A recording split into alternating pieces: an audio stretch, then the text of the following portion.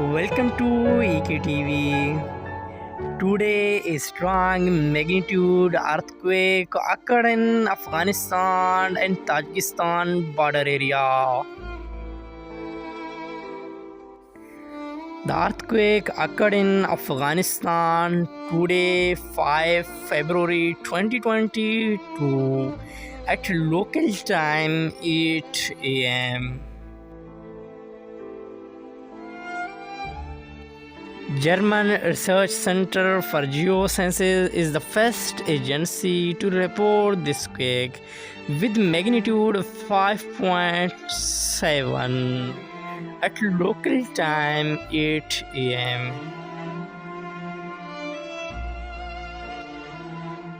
At the end, please like, subscribe and share our YouTube channel for more updates.